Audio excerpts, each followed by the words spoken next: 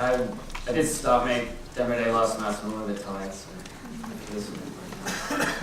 hi, my name is Matt, and I'm the co-founder of Syntropy. And we are going to give everyone the power of a software engineer. This is me. I realized when I was a young kid that the computer is this powerful extension of our minds.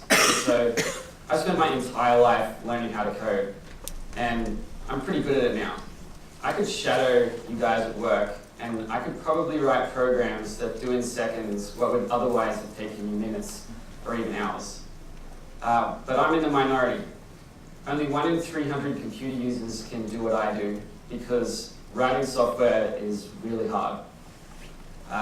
Today, for software to be built, it must solve a problem. That problem must be common to a large number of people, and for those people, the benefits must far outweigh the costs. Because of this, the only software that ever gets made sits in that little red spot there. But those things I could automate for you, those tasks that you guys waste too much time doing every day, they all sit here.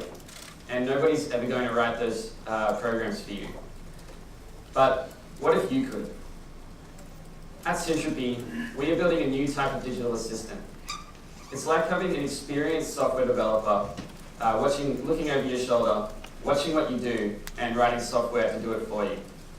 The difference between this assistant and any that have come before it is that this one learns from its users, from you. If you ask it to do something and it doesn't know how to do it, you can just teach it. It learns through observation. This is going to save you all a huge amount of time. So in the last 4 weeks, we've developed a prototype. This is my co-founder Angus asking his computer to update a runway chart. The computer is combining data from multiple applications of which it had no prior knowledge and is producing a PDF. He taught the computer to do this just by showing it how. No code, just demonstration. This product is going to let you take any repetitive task you have and automate it easily. Think creating invoices or proposals or reports, collating data, paying bills, anything in Excel, Photoshop, or your in-house operations software. You will only need to do these tasks one more time in your life, and they'll be automated. It works by analyzing the pixels on the screen, just like your eyes. So we use a custom contour algorithm to do the segmentation, and then we do a mixture of OCR and a special type of neural network that me and my co-founder have been working on for a couple of years to do the similarity analysis. The computer then takes control of your mouse and keyboard and performs the behavior in the exact same way you would, only faster. The cool part is we've developed this behavior chain system. We call them behavior atoms.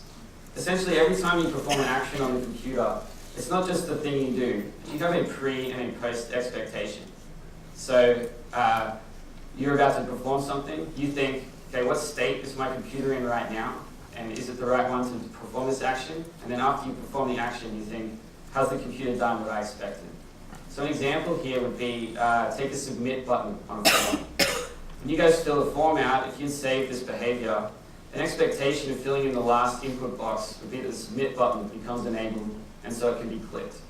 But if the form creator has added a new field into the form, and you've recorded this behavior prior, when it got to that point in time, it would notice that the pre-expectation of that submit button being enabled is false. So it'll let you train the computer at midpoints in the behavior so that you can update the behavior on the fly and it can get smarter over time. So how do we get from this to being able to ask a computer to do absolutely anything? Well, we've hacked the development process.